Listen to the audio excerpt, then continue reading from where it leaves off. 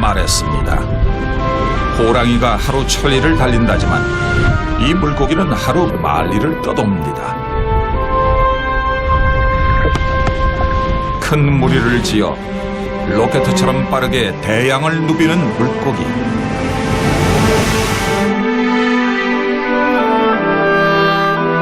그 물고기 고등어가 우리 곁에 와서 밥이 됐고 잔이 됐으며 친구가 됐고 행복한 기억이 됐습니다.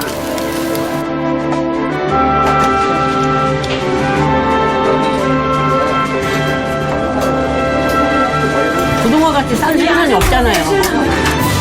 서민들은 최고.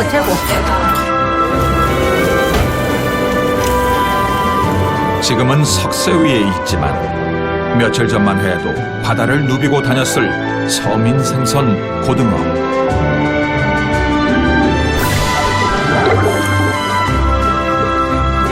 과연 우리는 이 행복한 비린내의 주인공 고등어를 지켜낼 수 있을까요?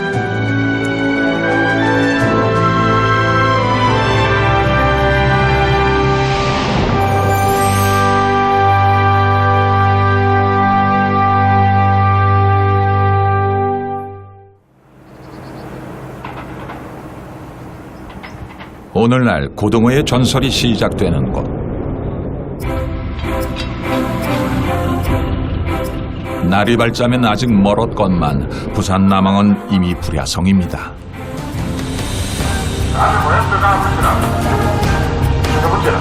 이때쯤이면 선원들의 마음은 벌써 먼 바다에 닿아 있죠.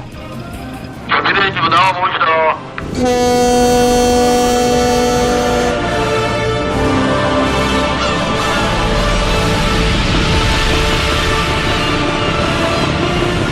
대형 선단들이 코발트빛 새벽바다를 일제히 빠져나갑니다.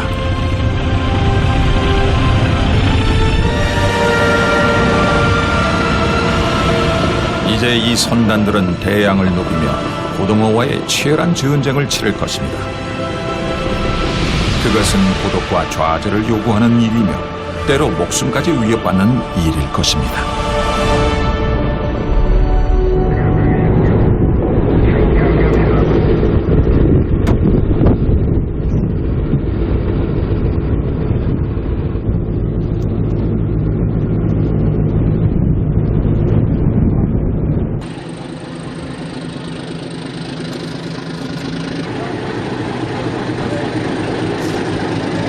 사고 나지 말라고.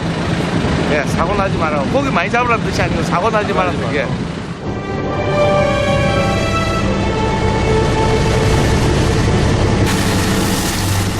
위험을 무릅쓰고 모든 선단이 앞다퉈 달리는 것은 목 좋은 곳에 먼저 닿기 위해서입니다.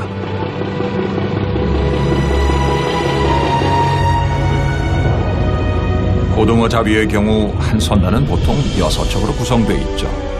앞장서 달리는 본선 한 척과 고등어를 유인할 등선 2척, 그리고 3척의 운반선입니다.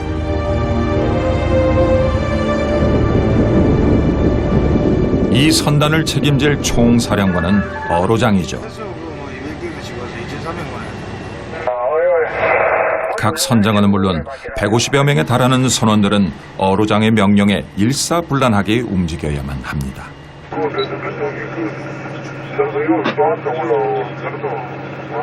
우리가 조업씨가 해구를 이야기를 하는데 양도 죽도 사이 231에 3, 231에 3에 오늘의 목적지는 제주도 북서쪽에 위치한 비양도 부근. 고등어는 제주도 남방에 큰 무리를 형성하고 있습니다. 봄이 되면 이 무리들은 서로 나뉘어 산란을 한 다음 동해와 서해에서 성장하게 되죠. 그리고 가을이 되면 다시 월동적인 제주 바다로 돌아오는 회유성 물고기입니다.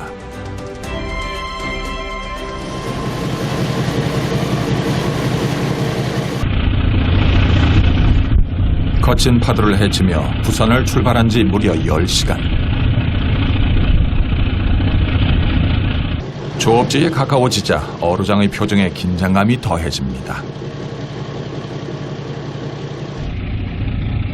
어디에 그물을 내려야 할지 선택하는 것은 오로지 어로장의 목. 고기는 맛있겠네. 외갈이든 고등어든 고기는. 고등어가 탐지되자 긴박하게 움직이기 시작하는 선박.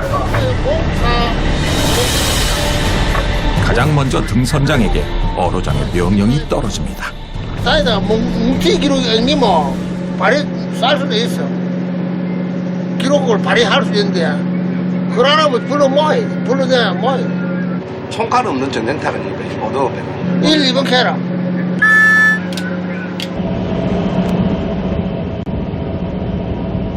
갑판의 조명등이 켜지고 고등어를 몰 집어등 10여 개가 바다에 던져집니다.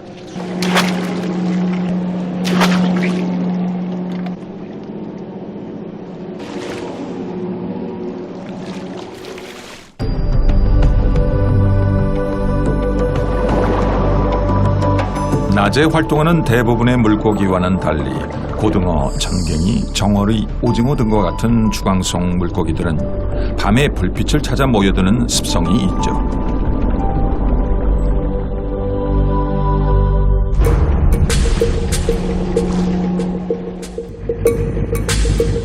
그러나 불빛이 있다고 순식간에 물고기가 모이지는 않습니다. 두 척의 등선에 의해 대낮처럼 밤바다를 밝히길 무려 8시간. 긴장감 속에 선원들은 잠시 쪽잠을 청하지만 어군 탐지기를 바라보는 어로장은 신경이 잔뜩 곤두서 있습니다. 색깔이 좋다. 이거라 이제 나사야 되겠다. 잘 됐다, 잘 됐어. 양이 많을수록 하얗게 마치. 색깔이 아주 피색깔로 마시고 이러면 양이 많아요. 요 양 같은 거 한 300개. 100개에 4,000kg니까. 예, 내 떨어질 줄 뭐 단디야 다 붙어가지고 꼴랑꼴랑하니까 조심하시오 다. 드디어 어로장의 투망 명령.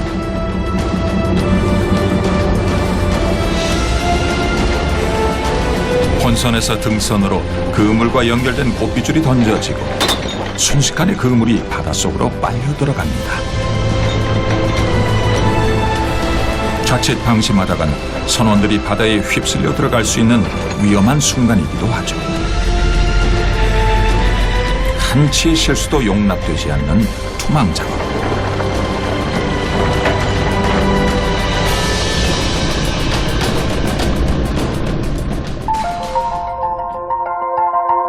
이처럼 투망 작업은 각자의 배역이 뚜렷하게 정해져 있는 연극무대와 같습니다. 고깃대가 모아지면 등선 한 척이 그 임무를 나머지 한 척에게 맡긴 뒤 본선에 다가가 그물을 끌고 거대한 원을 그리며 고깃대를 감싸게 되죠.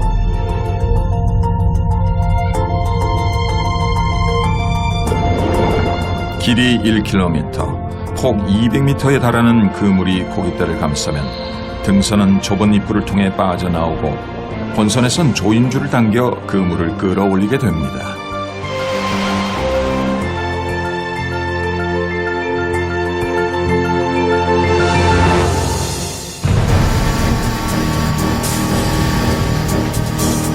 조인줄을 당기는 윈치와 양망기, 이를 정리하기 위한 파워블록.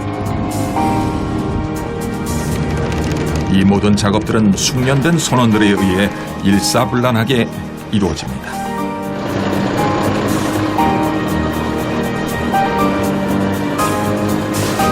한겨울 차가운 밤바다에서 하는 작업인데도 양망할 때면 선원들은 입에서 단내가 날 정도로 온 힘을 쏟아붓죠.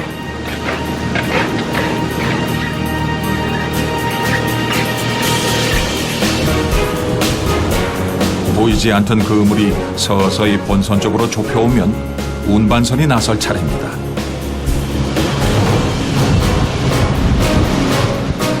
어창에 가득했던 얼음이 꺼내지고 고등어를 맞이할 준비가 끝날 무렵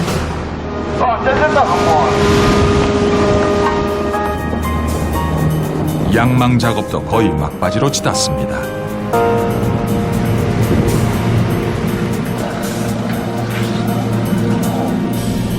오늘은 과연 고등어들이 얼마나 들었을까요?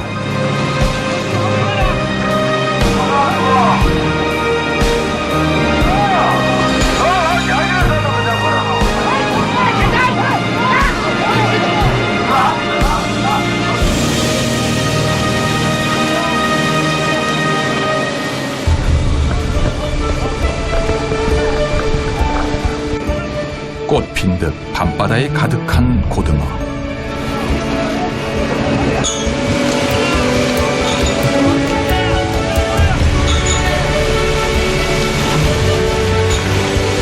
이윽고 들그물이 물속에 들어갔다 나오자 바다를 누볐던 그 로켓 같은 녀석들이 물 밖에 모습을 드러냅니다.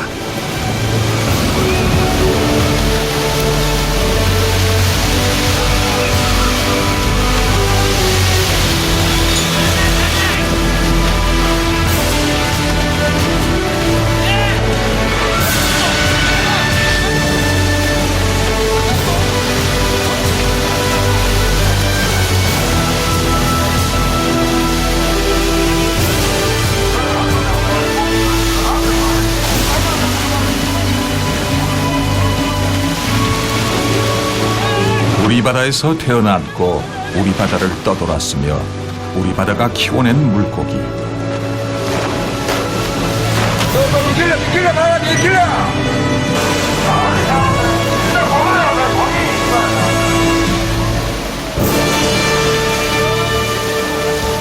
비린내 나는 이 물고기 고등어는 내일 아침이면 어김없이 부산에 도착할 것이고 내륙으로 긴 여정을 시작하겠지요. 차츰 나아지는 거 아니야. 저 상태도 그렇고 우선 조류가 양호하기 때문에 거의 조금 나아져. 날씨만 좋았으면 조금 더 여기 계속 이렇게.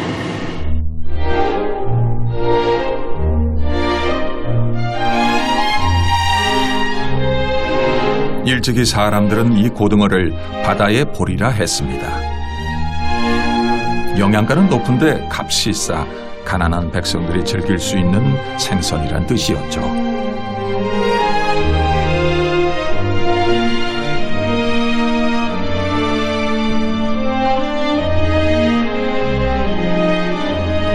우리에게 온 고등어는 가난했던 시절의 웃음이었습니다. 배고팠던 시절의 밥이었습니다. 힘든 어머니에게 고등어는 어떻게든 버틸 힘이었고 아이들에게 줄 연필이었고 공책이었으며 엄마의 사랑이었습니다.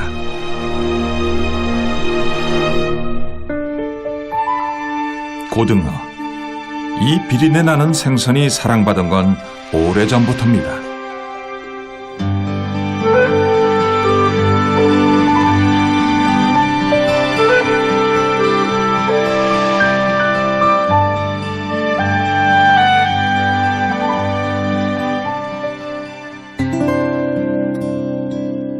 그러나 너무 빨라 쉽게 잡을 수 없었던 고등어가 본격적인 서민 생선이 될 수 있었던 건 1920년대 욕지도에서부터였습니다.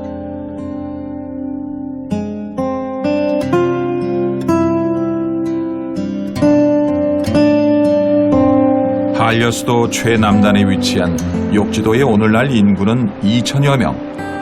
대부분의 어민들은 양식업을 하거나 소형 선박을 이용해 통발로 고기를 잡습니다. 그러나 1920년대 욕지도의 모습은 지금과 달랐습니다. 매일 고등어가 수십만 마리씩 쏟아졌고 전국에서 고등어를 쫓아온 수백 척의 배들로 인해 말 그대로 장사진을 이뤘죠.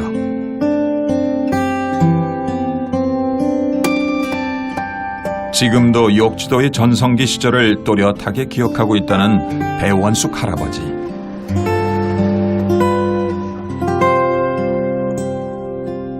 아버지, 요 사진 보여드릴 테니까 기억나는가 한번 말씀해 보세요.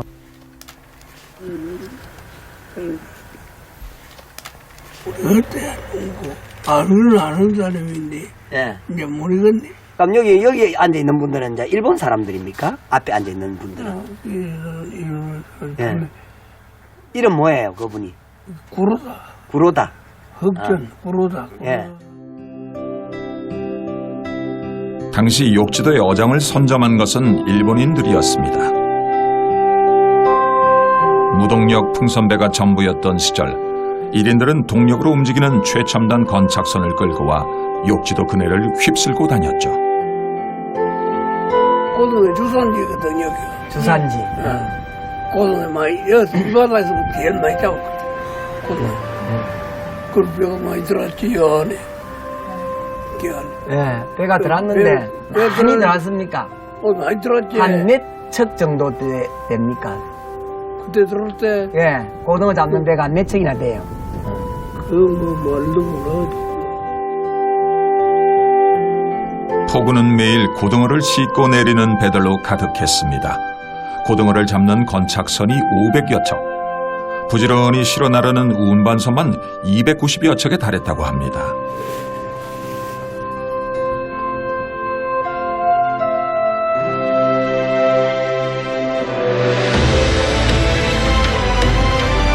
밤이 되면 이 바다는 집어등으로 인해 대나처럼 밝았을 것입니다.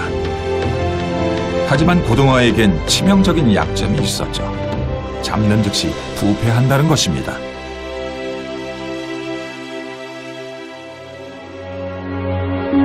어부들은 바다 인근에 재빨리 가공할 항구를 찾아야 했고 좌불안개 포구가 선택됐습니다. 작은 마을 좌불안개는 순식간에 도시의 면모를 갖추기 시작했죠. 고기 팔아가지고 돈 받으면 자기들 이제 본국에다가 그 이제 우편을 송금하고 뭐 여러 가지 연락처하고 자기들 필요로 해서 우체국이 저 큰 동네에 안 생기고 여기 생겼거든. 주로 고등어를 중심으로 한 좀 그 사업이 형성되는 거지.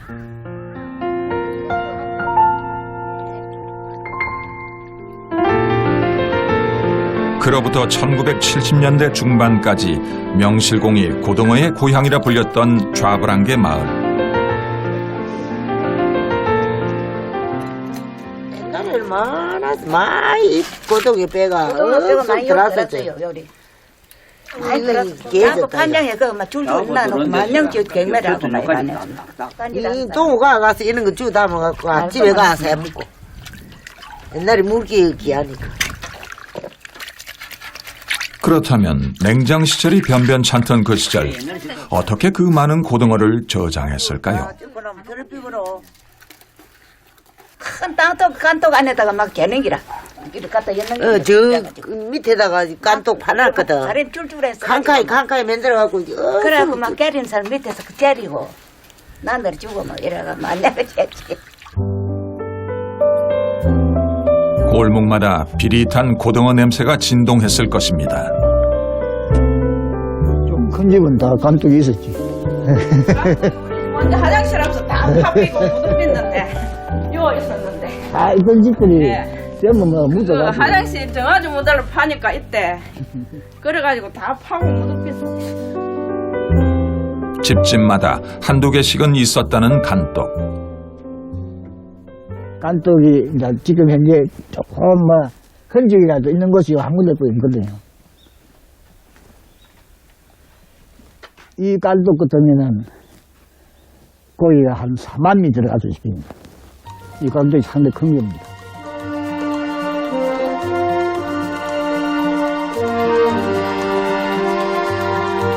간떡. 말 그대로 고등어를 염장 보관했던 창고.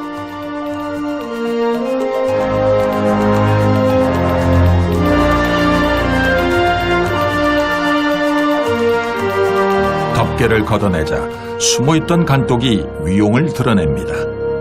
사다리를 입다가 지어서 요리 세워놓고 여기서는 까마이로 깔아놓고 고기로 이제 간을 하면 요 두 사람 쓰고 요 하나 쓰고 요 한 사람 쓰고 지어서 간해주면 그 받아갖고 말하자면 우리 연탄 배달하듯게 받아가 이제 이 사다리 쓴 사람을 준다 이가 주면 사다리 밑에 바닥에서 두 사람이 있거든. 두 사람이 그 고기를 받아갖고 또 둘이는 젖혀서 착착 쪄 나오고 요 둘이는 받아가 그 사람들 주고 그리 했잖아. 염장은 단순했지만 매우 효과적이었습니다. 소금과 고등어를 번갈아 채움으로써 썩기 쉬운 고등어의 부패를 막았죠.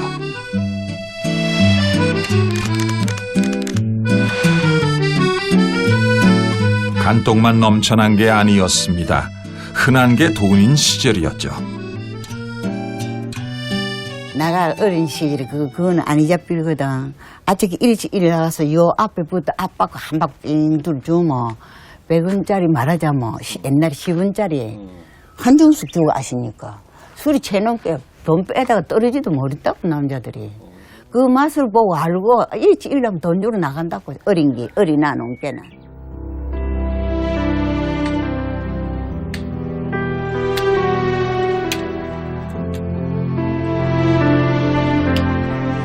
고등어의 전성기가 인생의 전성기였던 사람들. 그 많던 사람들은 다 어디로 갔을까요?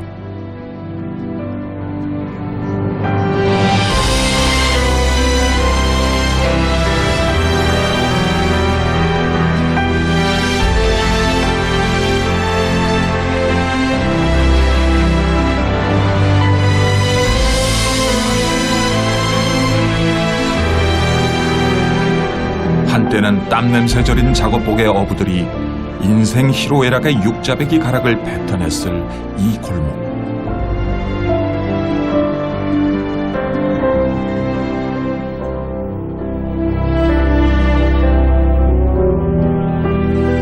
그런 애환의 소리를 들으며 간독에 들어있던 고등어는 또다시 먼 길을 향해 운명적인 여정을 시작합니다.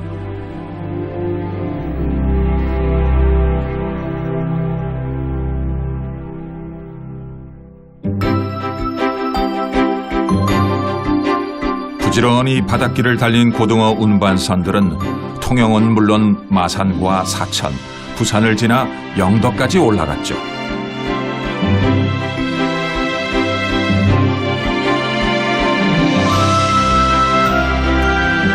그리하여 항구에 도착한 고등어는 잠시 숨고르기를 한 다음 또다시 산 넘어 내륙으로 흘러갔습니다.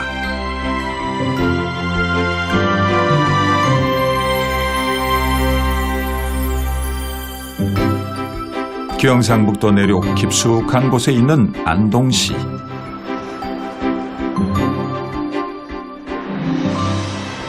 간고등어로 유명한 안동시는 지금도 고등어 값을 좌우할 정도로 소비가 많은 곳이며 한때 염장을 전문으로 하는 가게만 30여 개가 있을 정도로 고등어와는 밀접한 도시입니다.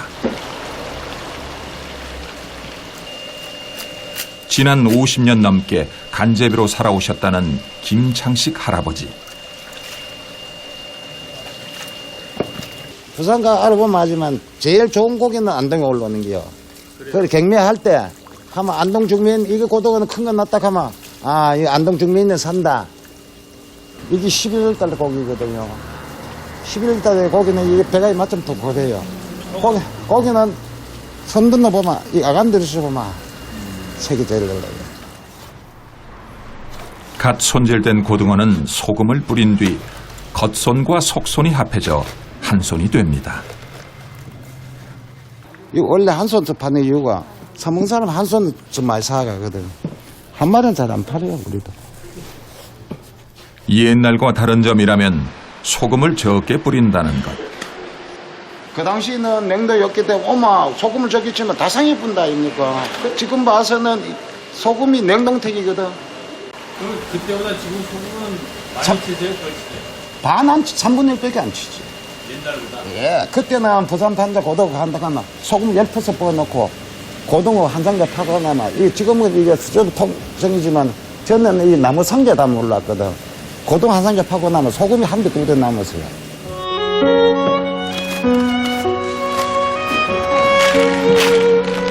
하지만 오늘날 고등어의 고장 안동에서조차 고등어가 서민 생선이란 말이 무색해졌습니다. 고등어 한 손에 얼마 돼? 앞에 그 15,000원이요. 그런데도 왜 간고등어가 사랑받는 것일까요? 간 안 하는 거 통고등어보다는 이게 더 맛있어요. 깊은 맛이 있어요. 네, 깊은 맛이 있어요. 네.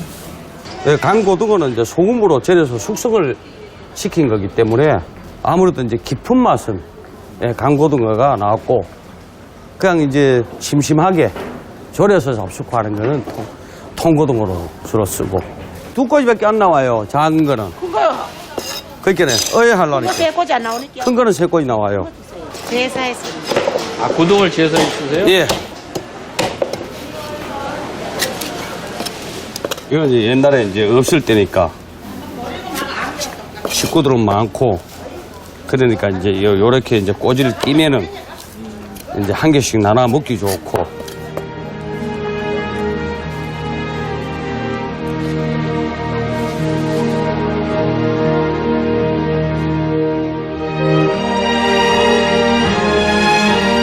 안동은 예로부터 양반의 고장이었습니다. 아직도 전통 예의범절이 엄격하게 지켜지고 있는 곳이죠.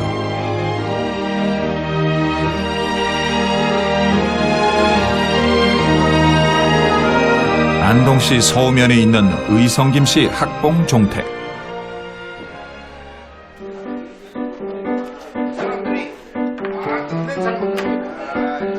제사를 앞두고 문중 이웃들이 재래 음식 만들기에 한창입니다. 국물 따서 아무것도 찍어요. 조상에게 바치는 음식이기에 모든 음식이 정갈해야 하고 음식의 종류와 가짓수 하나까지 헤아려야 합니다. 유림의 법도가 그렇습니다.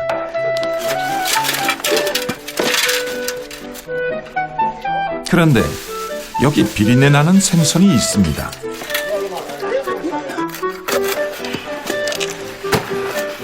고등어는 비늘이 없는 천한 생선이란 이유로 다른 지방에선 절대로 제상에 올리지 않는데 안동은 예외인 것입니다. 안동 지방에는 고등어 거짐 다 써요.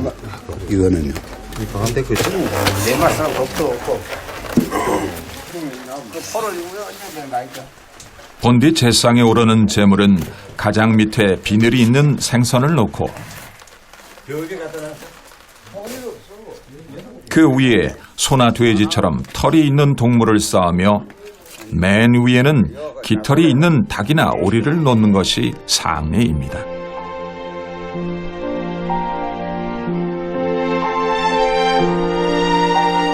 그런데 이 어느 곳에도 해당되지 않는 고등어가 어떻게 제상의 반열에 오른 것일까요? 그렇게 과거에 고등어 말고는 사실 그 고기가 잘 없었거든요. 고등어가 왜냐하면은 좀 작으면서도 여러 분할을 할 수가 있잖아요.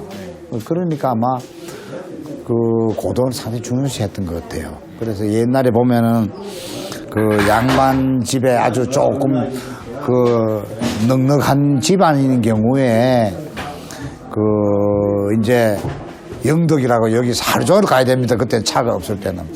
거기 가서 장을 봐가지고 고기를 그때는 그런 접지 있었대요. 싱싱한 걸 사서 오면 거의 하루 종일 걸린다 이거죠. 오자마자 그걸 고기를 한 켜 놓고 소금을 한 켜 놓고 이래가지고 소위 염장을 해요. 이래가지고 독에다가 꽉 채워놓고 손님이 오시거나 제사 실 일이 있으면 조금씩 냈었대요. 그래서 그게 1년이 다 돼 가면은 또 가을철이 오면 그게 또 다 떨어지고 그렇게 했다고 그래요.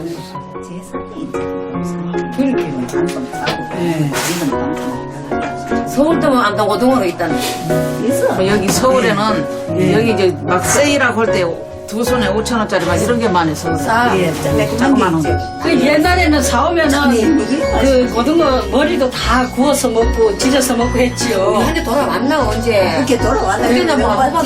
대가리. 대가리가 없어 옛날에는. 놀았어. 할머니 주고 아버지 주고. 그래. 고등어 하면 할 말이 참 많다는 안주인들.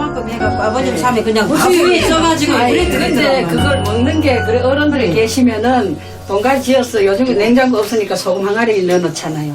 넣어가지고 이제 그걸 접시에 놔서 밥 위에다 찌지게 밥솥에 넣었어.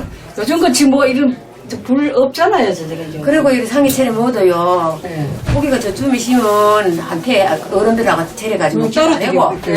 이게 집에 가서 못 먹어. 아니, 못 먹지. 어른들이 계시니까. 왜 어른들 잡수다 남 다음에 다음 상에 못 먹고. 그래. 식사리 할 때. 요즘 왜 이래 좀 이 나이가 됐으니.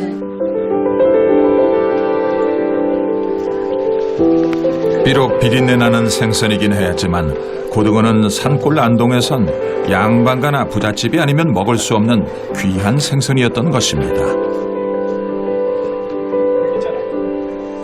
일상적으로 고급 음식에 해당했기 때문에 그 의뢰 음식에 선택될 수 있는 자격이랄까 조건을 어느 정도 갖추었다 이렇게 보는데요. 단 의뢰의 상황이 되었을 때는 의뢰 음식의 다른 항목과 비교했을 때는 오히려 품격이 낮은 음식이기 때문에 모든 사람들이 의뢰를 수행하는데 유리해졌다.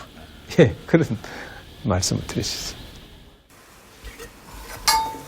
먼 바다를 떠돌다 어부의 손에 잡힌 뒤 절여지고 절여져 깊은 산골 안동까지 와서야 절을 받는 물고기.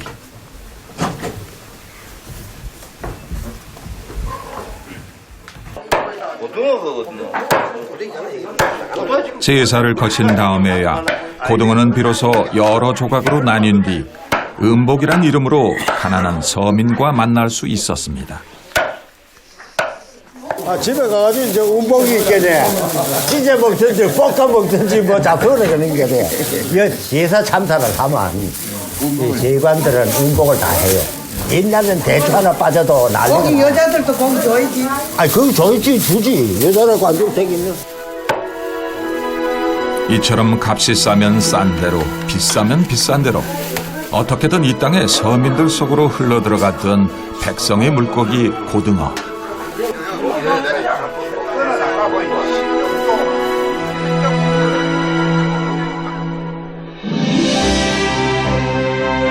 그렇다면 그 산골 짱짱한 양반댁까지 찾아가 절받던 고등어의 오늘은 어떨까요?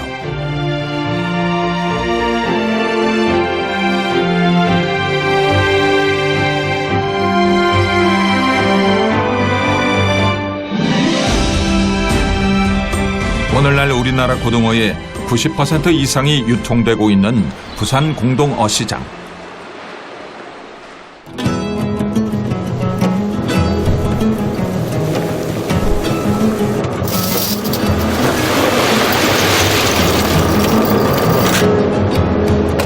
운반선에 실려 부두에 도착한 고등어가 커다란 가래 그물로 들어 올려져 트럭에 하역됩니다.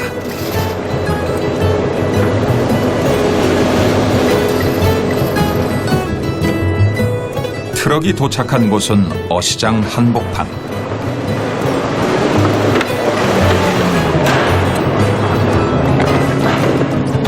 고등어를 크기별로 선별하는 뒷갈망은 이제 순전히 어머니들의 몫입니다.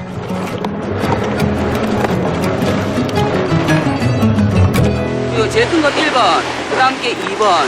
큰 거, 작은 거 순서대로 이렇게.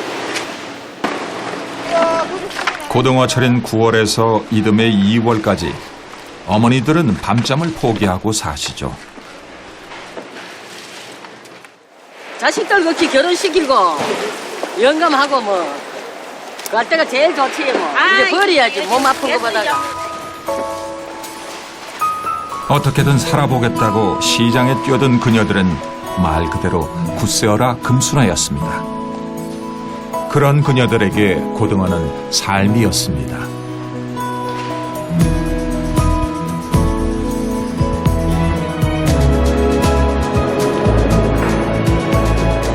허리 한번 제대로 펴지 못한 채 산더미처럼 쏟아지는 고등어를 선별하느라 밤을 새는 작업.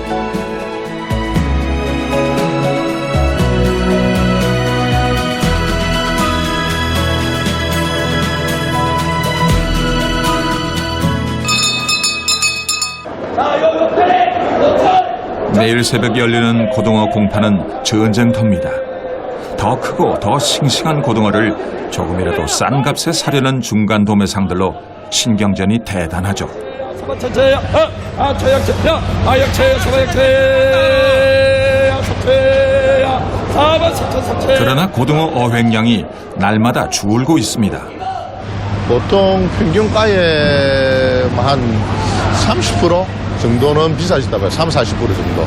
예. 꽤 비싸졌네요. 예, 많이 비싸졌어요. 때문에 참 서민 생선이라고 하기엔 좀 무식할 정도죠. 가격대가. 우리나라 연근의 고등어 어획량은 지난 96년 41만 톤을 정점으로 줄어들어 지난해에는 고작 13만 톤에 그쳤습니다.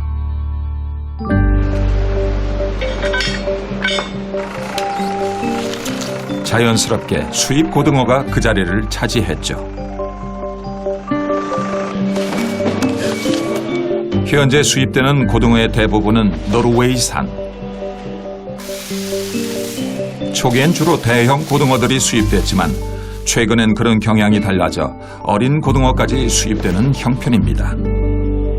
이 노르웨이 고등어는 평균 용량이 300g 정도 나가는 고등어입니다. 예. 원래는 300g 고등어는 저희들이 수입을 많이 안 했습니다. 왜냐하면 연안에서 나는 주 사이즈가 300g짜리이기 때문에 수입을 안 했는데 원래 그 주 사이즈조차도 연안에서 생산이 많이 부족하기 때문에 대체적인 효과를 거두기 위해서 우리가 원래 본격적으로 조금 수입을 하기 시작했습니다. 추운 바다에서 자란 까닭에 노르웨이산 고등어는 우리 연안의 고등어보다 날렵하고 지방질이 많습니다. 하지만 장기간의 냉동 보관으로 신선도와 육질이 국내산보다 덜한 편이죠. 가장 쉽게 구분하는 방법은 등에 나 있는 무늬입니다.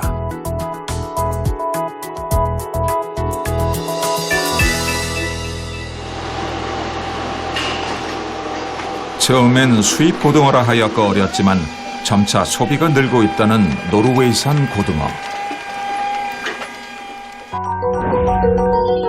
수입 고등어는 지난 2004년 수입을 시작한 이래 10년 만에 무려 8배가량 증가했습니다.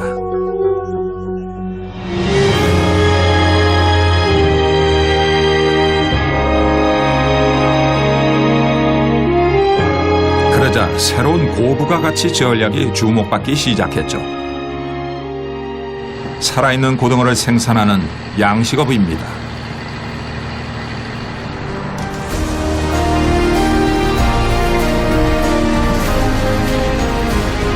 욕지도 인근의 바다, 먹잇감을 싣고 배가 들어오자 고등어 떼들이 일제히 몰려듭니다.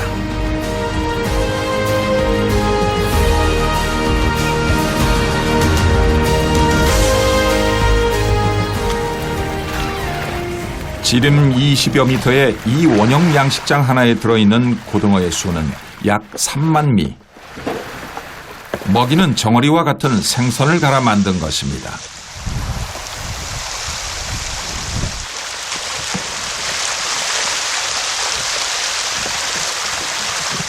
평균 해서 보통 보면은 100g에서 150g 정도짜리가 잡혀가지고 1년 정도 사육해가지고 뭐 350g에서 400g 정도 되면 상품 사이즈가 되기 때문에 그렇게 판매하고 있습니다. 1년 정도.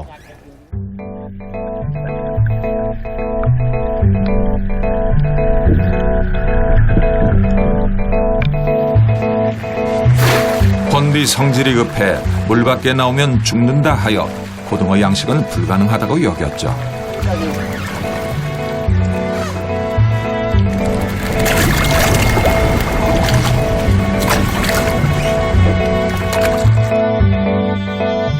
그것을 해결하기 위해 정치망과 양식장을 바로 연결함으로써 살아있는 고등어를 가둘 수 있었습니다. 더욱 싱싱한 고등어가 식탁에 오를 수 있는 가능성을 연 것이죠.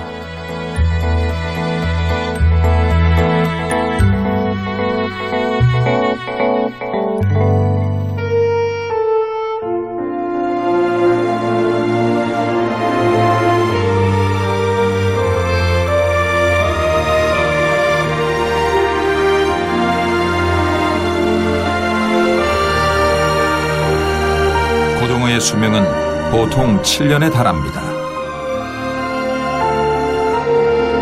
하지만 우리 연근해에서 잡히는 고등어의 60%는 1년생 미만.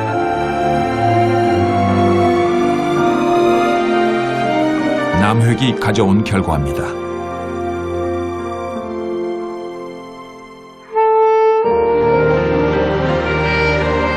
어선의 속도가 빨라졌고 더 많은 생선들이 잡히게 되자 고등어떼는 욕지도에서 추자도로, 추자도에서 다시 제주도로 남진아해로 멀어져 갔습니다.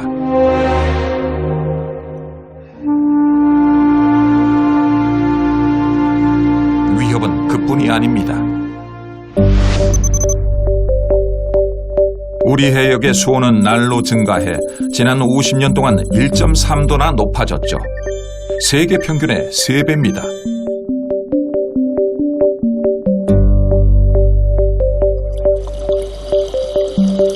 이런 기후 변화는 수많은 물고기들을 떠나게 했고 바닷속은 점차 사막화되고 있습니다.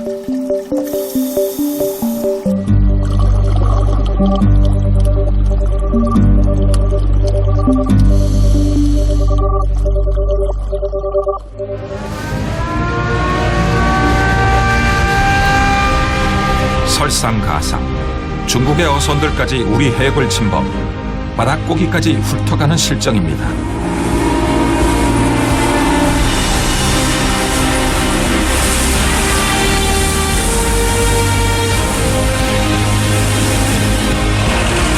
중무장한 중국의 선원들과 목숨을 걸고 사투를 벌여야 하는 오늘날의 바다 현실.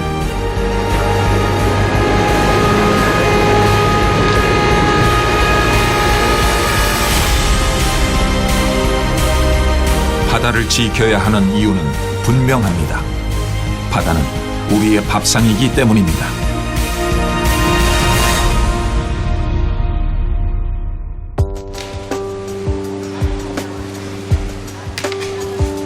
서민들의 삶을 담아낸 인생의 그릇과 같은 수산시장.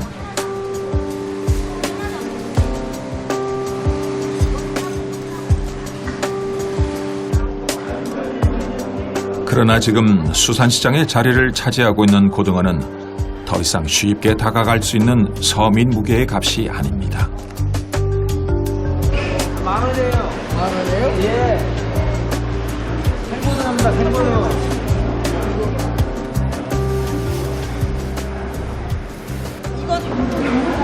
이거 5,000원어치 4마리.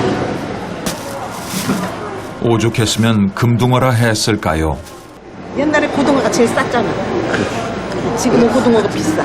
비싸요? 얼마큼 비싸졌어요? 그전보다는 많이 비싸졌지. 그전에는 흔한 게 고등어, 아지. 지금은 아지는 없어. 싸면 손님이 2마리 사갈까 손님이 5마리 사가고 그러는데 손님이 5마리 사가고 가도 1마리 사가고 그래요. 비싸니까. 그래서 망설이가 그냥 가버리는 손님도 있고. 예. 사실 전에는 이게 서민 생선이었는데 요즘 너무 어려워요, 서민 생선이.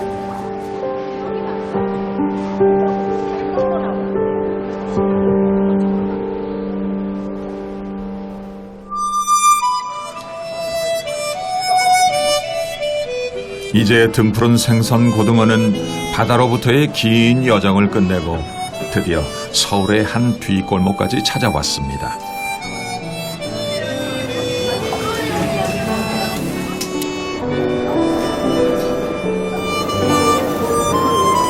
그리고 마침내 뜨거운 석쇠에 누워 자신의 생을 마감합니다.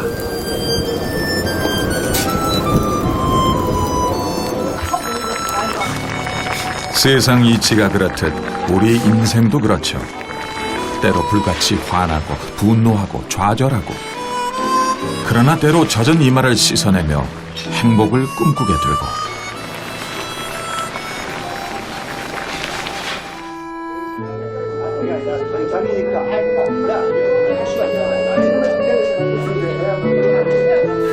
골목에서 만난 이 고등어는 그냥 생선이 아닙니다. 험난한 시절 우리의 고달픔과 함께 걸어온 좋은 친구이자 아름다운 기억입니다. 옛날엔 그 연탄불, 식용탄 연탄불에 석쇠 구우면 정말 맛있는데 그런 맛은 좀 덜합니다. 그러니까 우리 정도 나이 되면 이거 추억으로 먹는 거지 맛은 당연히 옛날보다는 달라요. 아이, 서민 음식인데 비싸면 안 되지. 가난한 집은 다 꽁초밖에 못 먹고 그래도 괜찮게 사는 집에 고등어 먹은 거야. 고등어는 뭐라 해야 되나. 고등학교 때 또 친구 만나는 느낌. 비린 맛 그 자체를 갖다가 가족들이 좋아하고, 가족들이 좋아하고, 그 다음에 상추 쌈이라든지 쌈에다가 된장 좀 넣고 같이 싸 먹을 때, 그래, 아, 이게 우리 가족이구나.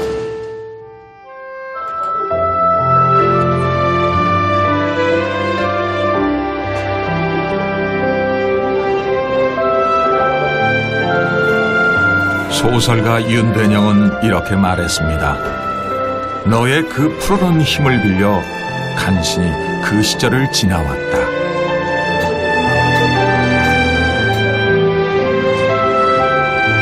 지난 시절 우리 모두가 사랑했고 위로받았던 그 행복한 비린내.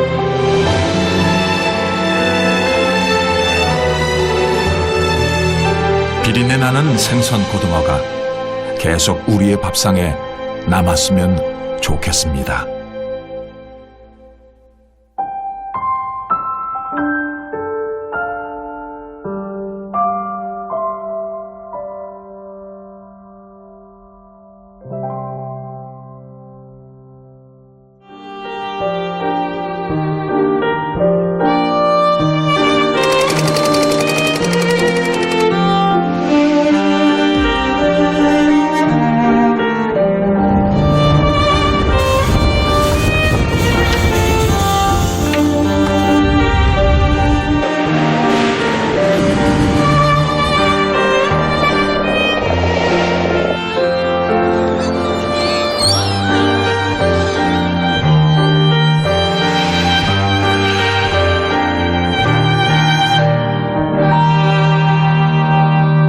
몇만 원이 넘는다는 서울의 꽃등심보다 맛도 없고 비린지는 몰라도 그래도 나는 안다네. 그동안 내가 지켜온 수많은 가족들의 저녁 밥상.